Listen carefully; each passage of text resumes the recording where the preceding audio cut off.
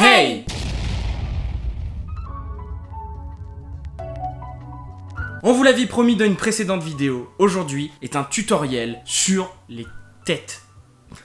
J'ai pas trouvé de nom mieux que ça, ok? Tu te calmes tout de suite.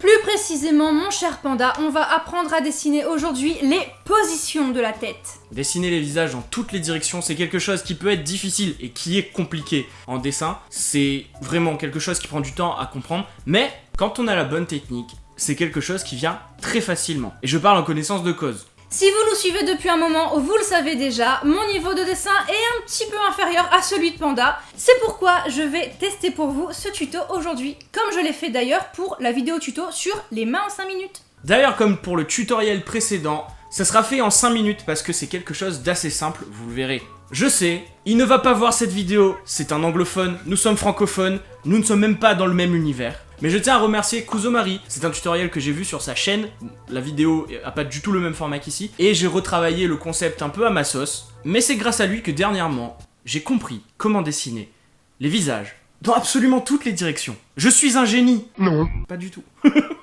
Normalement, cette vidéo ne durera pas très longtemps, alors avant de commencer, n'oubliez pas, comme d'habitude, pour nous soutenir, n'hésitez pas à laisser un like, et surtout à vous abonner et à activer la cloche. C'est très très important pour nous et ça nous permettra d'avoir plus de visibilité. On vous remercie d'avance. Vous êtes les meilleurs.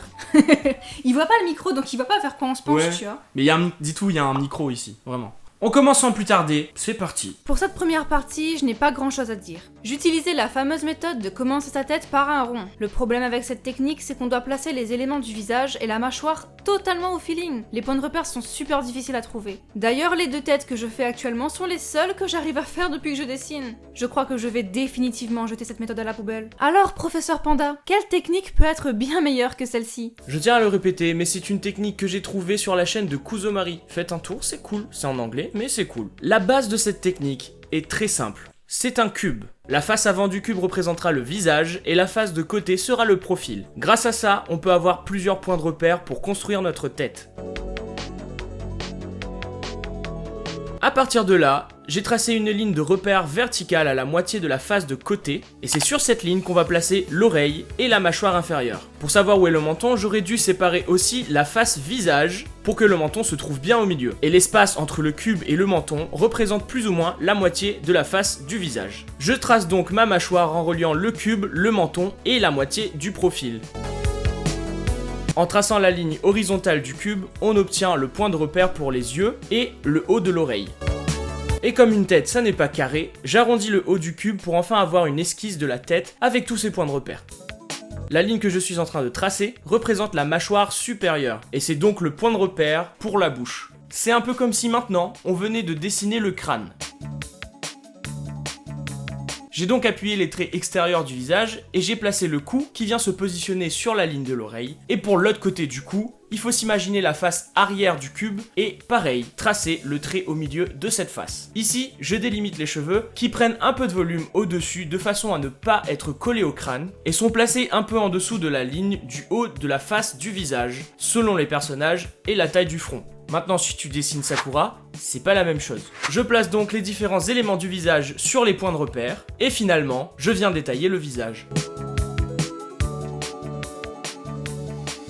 L'avantage de cette technique, c'est d'utiliser un cube comme base. Si tu veux dessiner ton visage dans une autre direction, tu dessines une forme ultra simple que tout le monde connaît, le cube. Les volumes sont plus simples à assimiler et à comprendre qu'un cercle. Pour preuve, on fait un deuxième visage pendant les 5 minutes. On tourne le cube dans une autre direction de manière à ne pas dessiner 2 fois la même tête. On repère ses faces, on trace les lignes de repère et on construit le visage de la même manière que la première fois.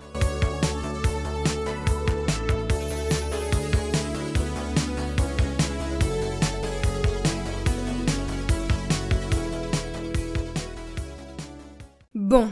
Le dessin que vous voyez actuellement est mon deuxième essai et je me suis concentrée sur une position que je n'avais jamais faite. N'ayant pas eu le tuto avant de dessiner, j'avais juste regardé Panda faire sans parler, il a quand même dû m'aider avec certains points et j'ai pris une bonne quinzaine de minutes pour le finir. D'ailleurs, la vidéo a failli tourner court parce qu'après mon premier essai complètement foireux, ma confiance en moi a fondu comme neige au soleil et j'avoue que j'avais envie de tout sauf de continuer. Je pense que c'est quelque chose d'important à préciser parce qu'au final, pour moi, c'est une méthode géniale. Elle m'a permis de sortir de ma zone de confort confort et de finir un travail plutôt cool mine de rien. Alors verdict, méthode validée, mais qui demande de l'entraînement. Alors n'abandonnez pas dès le premier essai et vous serez fiers de vous. D'ailleurs, si comme moi vous avez eu un peu de mal à suivre le tuto la première fois, n'hésitez pas à regarder la vidéo autant de fois que nécessaire pour réussir. On recommence cet outro. Pour la petite histoire, juste, on était hyper mal cadré, donc on a décidé de tout recommencer. Parce que c'est plus facile que de rattraper ce qu'on a fait comme bêtise. C'était même irrattrapable.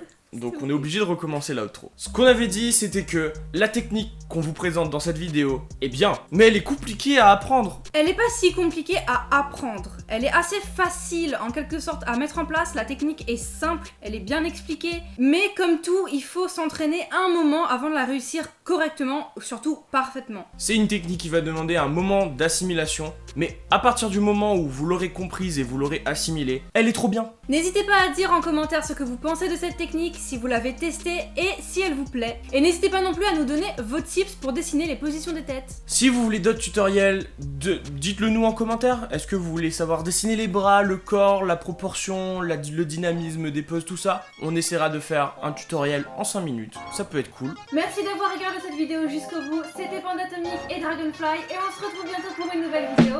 Out! Je fais la musique de l'intro.